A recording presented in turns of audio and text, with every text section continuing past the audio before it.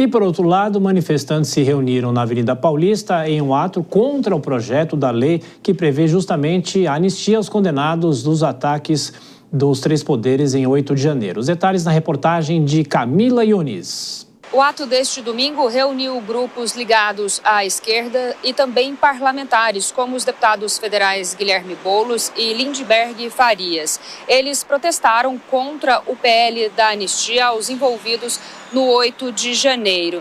Eles saíram daqui da Praça Oswaldo Cruz, que fica no final da Avenida Paulista, e caminharam no sentido Paraíso até o prédio onde ficava antigamente o DOI-COI.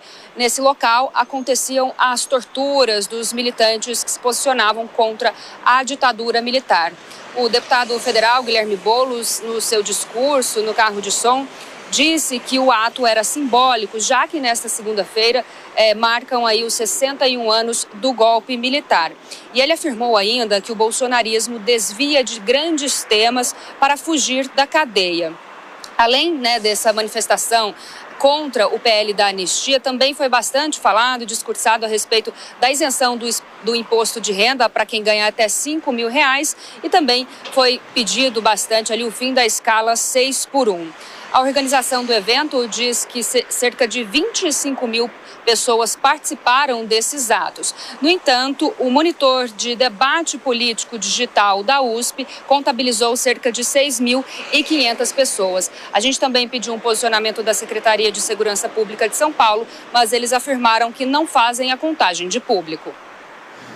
Pois é, Deise, recentemente tivemos a manifestação que foi convocada pelo ex-presidente Jair Bolsonaro, né? Então, obviamente, nas redes sociais há muito comentário. Qual manifestação levou mais gente? Pelo menos numericamente, essa de ontem, aqui nessa região da Avenida Paulista, teve menos gente. De qualquer forma, isso por quê? Porque não há mobilização, porque é um tema que não empolga, deveria empolgar, pelo menos muita gente que é contrária a essa possibilidade de anistia, mas também há os apoiadores do ex-presidente. Como é que é possível analisar isso? Tiago, tem uma característica que eu acho que é fundamental para a gente entender esses protestos. Assim, os protestos progressistas, eles têm se mostrado muito burocráticos. Eles são previsíveis e eles são pouco inspiradores, o que é muito diferente daqueles protestos e das manifestações da esquerda nos anos 80 e 90. Então, existe hoje uma mudança desses protestos de rua, que é uma lógica das mobilizações contemporâneas, que elas não nascem mais exclusivamente de partidos políticos, né? Mas de redes sociais e de uma sociedade civil que está cada vez mais difusa.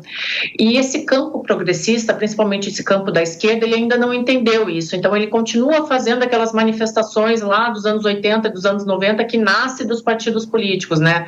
Nasce de um único ponto. Então, essa esquerda brasileira, ela ainda parece apostar nesse velho modelo, né? Em lideranças partidárias, no carro de som, com discursos repetidos, com pouca inovação no repertório de mobilização. E aí isso acaba se perdendo não só no volume, mas também na potência simbólica.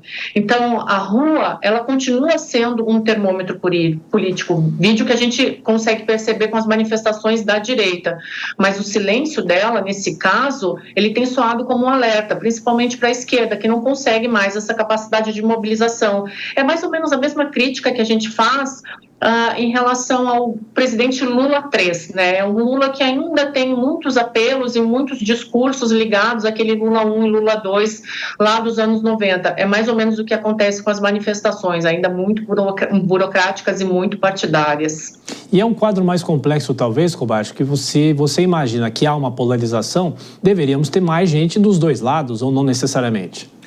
Até porque a polarização e os números das eleições mostram dois grupos praticamente de mesmo número, né? Pelo menos em resultado das eleições, 52 a 48, algo assim, das eleições presidenciais de 2022. Mas nas ruas, nas manifestações, a direita ainda tem muito mais adesão. Talvez porque saiba manusear melhor o novo jeito de mobilizar as pessoas, que é pelas redes sociais, e aí os parlamentares de direita são mais influentes nesse campo. A Deise bem lembrou aqui desse jeito da esquerda de mobilização, que contava, na verdade, não só com os partidos, mas com algumas entidades ligadas aos partidos, né? Movimentos estudantis, movimentos de alguns sindicatos também, que aderiam e faziam ali uma mobilização muito grande pelas organizações, pelos coletivos, o que não é assim na direita. Na direita é muito mais pulverizado a capilaridade, pulverizada a capilaridade de mobilização, e é uma diferença nítida no resultado. As manifestações de direita têm mais pessoas do que as manifestações da esquerda, e isso não gera, pelo menos por enquanto, um alerta no campo progressista de como se atualizar em relação à mobilização de pessoas.